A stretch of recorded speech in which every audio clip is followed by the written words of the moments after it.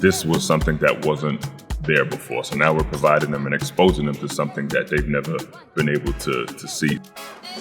We want to make sure we're impacting everybody involved so that the impact can be lasting. You know, that's part of what this journey is. We're creating a lifestyle and an ecosystem when it comes to basketball in Ghana.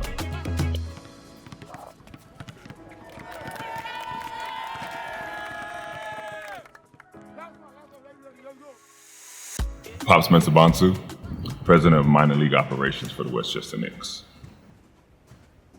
The Pops 100 Camp is my way of giving back to the youth of Ghana. Being one of only 2 or 3 players of Ghanaian descent to ever play in the NBA, I always saw it as a social responsibility to give back, as well as a moral imperative. I feel like being blessed with the opportunity to ever play in the NBA, I wanted to provide a mirror image of success to those who look like me. And the Pops 100 Camp, as well as Seed Academy Ghana, is my way of doing so to this younger generation. And it got its name, Seed Academy Ghana, because the president of the Basketball Africa League, Amadou Gallo Fall, is a mentor, a friend, and somebody who is largely responsible for a lot of African players' presence in the NBA, including myself. And I wanted to pay respect and homage to him by naming my academy the affiliate program to his Seed Academy in Senegal. So we do the camp twice a year, where it could be for elite or for grassroots and developing players of all ages, girls and boys, ages anywhere from 8 to 18. And when it comes to Seed Academy Ghana, when I did the camp in 2019, we thought 80 kids were going to show up, which was going to be great. Over the course of 2 days, about 400 players showed up. And to me, it was alarming because there was a void that needed to be filled. It showed me that there was a culture for basketball in Ghana, but there was no infrastructure or resources.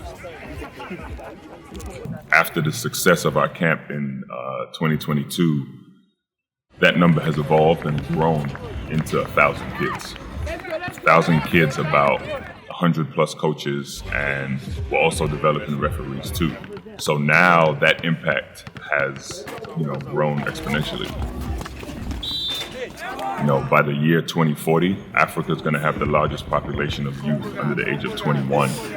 And if we don't cultivate and pour into that younger generation, they're going to be left behind. So we have to equip them, provide them with the tools to be successful, not only on the court, but off the court, because we're building the future leaders of tomorrow too.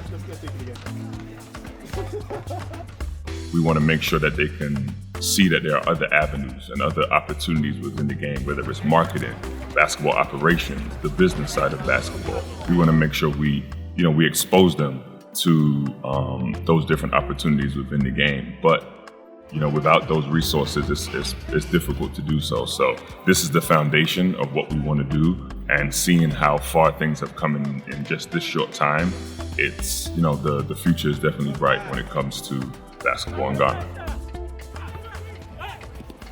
When I got to the league in 2006,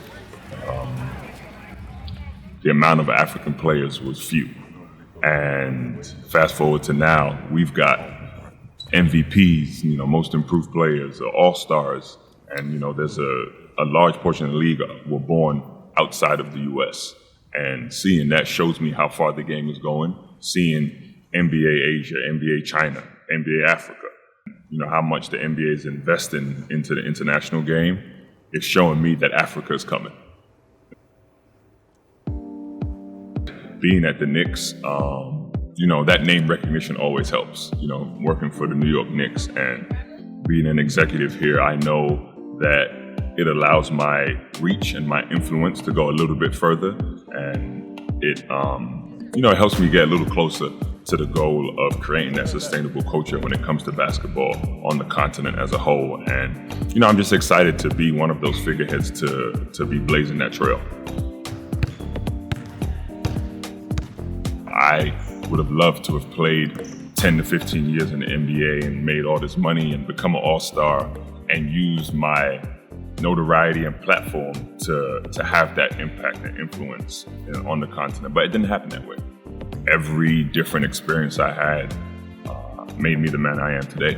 It's making me a better executive. It opened my eyes to the impact that I need and want to have on the continent, and being part of those different cultures on those different teams and going through a lot of that adversity, it revealed my character. Yes, basketball was a conduit for me to lead on and off the court, but I wasn't put on this earth to play basketball. This moment now is a culmination of all of those life experiences that I went through, and I tap into all of them. I look at all of those lessons and use it to help this next generation or these current players that I'm working with to not make the same mistakes that I did and build on some of the great things that I was able to do too.